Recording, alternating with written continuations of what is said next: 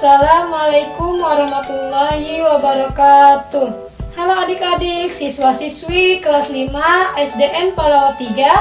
Perkenalkan, nama kakak Rahmawati, kakak mahasiswi dari Universitas Buana Perjuangan Karawang semester 7.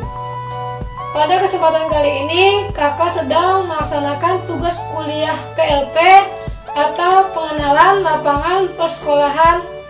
Jadi, mulai hari ini sampai 2 minggu ke depan, adik-adik akan belajar bersama kakak. Semoga adik-adik dapat mengikuti pembelajaran dengan baik dan menyenangkan. Adik-adik, tidak terasa kita telah memasuki tema 3, yaitu tentang makanan sehat. Subtema 1, bagaimana tubuh kita mengelola makanan, dan pembelajaran 2.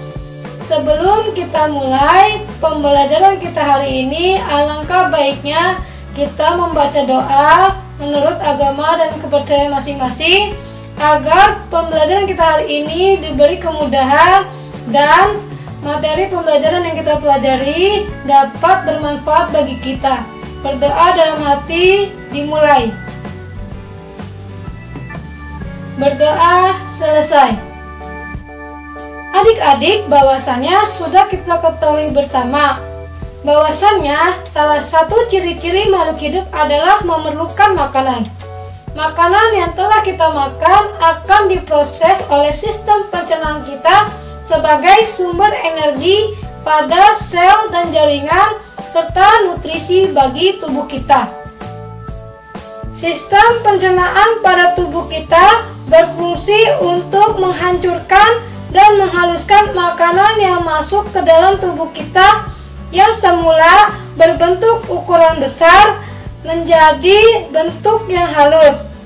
Selain itu, sistem pencernaan pada tubuh kita juga berfungsi sebagai membuang sisa-sisa makanan yang sudah tidak diperlukan oleh tubuh kita. Sistem pencernaan pada tubuh kita terdiri atas berbagai organ yang dapat membantu dalam pencernaan makanan dan nutrisi. Adik-adik, tahukah kalian apa yang dimaksud dengan pencernaan? Pencernaan merupakan proses dalam pemecahan makanan sehingga menjadi sari-sari makanan yang dapat dipergunakan oleh tubuh kita dengan menggunakan enzim-enzim dan dibantu oleh sistem organ pencernaan pada tubuh kita, yaitu seperti mulut, kerongkongan, lambung, usus halus, usus besar, dan anus. Mari sama-sama kita pelajari apa saja fungsi-fungsi dari organ pencernaan yang kita miliki. Yang pertama, ada mulut. Mulut berfungsi sebagai penghancur makanan yang semula berukuran besar menjadi ukuran yang lebih kecil, sehingga dapat diproses ke dalam perut kita.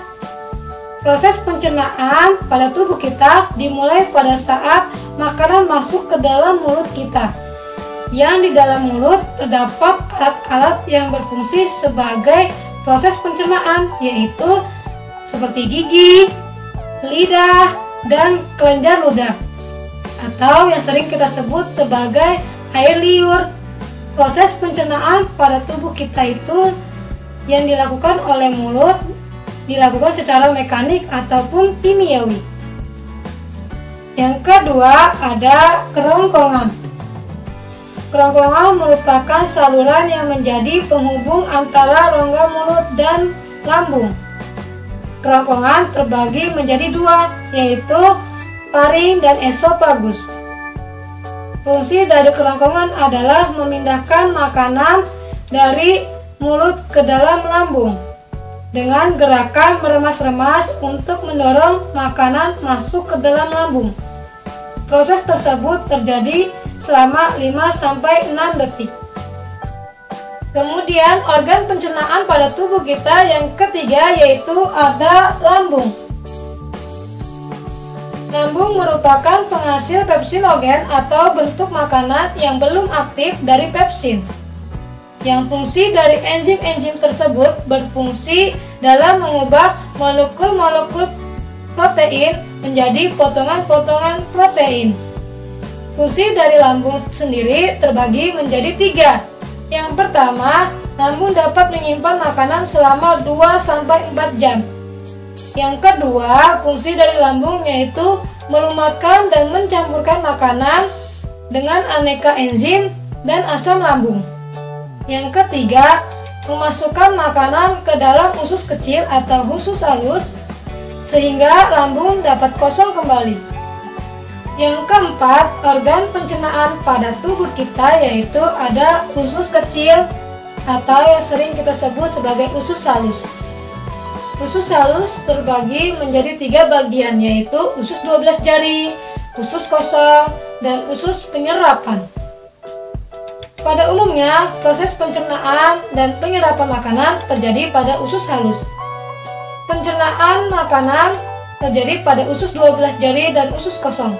Sedangkan penyerapan makanan atau nutrisi makanan terjadi pada usus halus. Namun, pencernaan tersebut hanya terjadi pada proses kimiawi saja.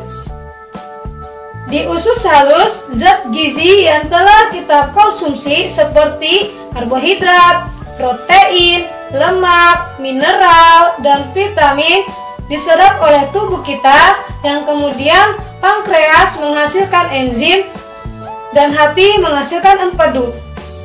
Bentuk usus halus pada umumnya menyerupai seperti bentuk pipa dengan berdiameter 3-5 cm dengan panjang 6-8 meter.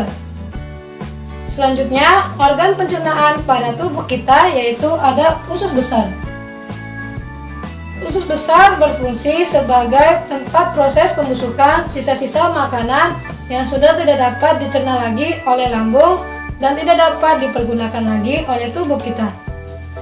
Maka, sisa-sisa makanan yang sudah tidak dapat diserap lagi oleh tubuh kita akan dikeluarkan dalam bentuk feses atau tinja pada lubang anus.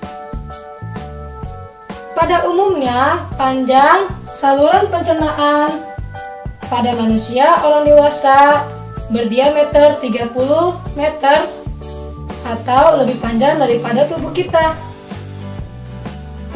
Maka dengan mengetahui dan mengerti tentang proses pencernaan makanan dan fungsi-fungsi pada sistem pencernaan pada manusia, semoga adik-adik dapat memahaminya bagaimana cara-cara menjaga tubuh kita agar tetap sehat.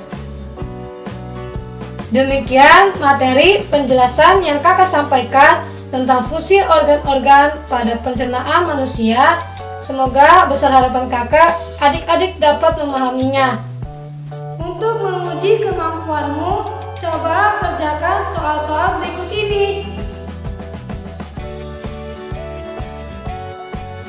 Bila sudah selesai, kirimkan foto tugas kalian ke WA kakak yang tercantum pada akhir video ini.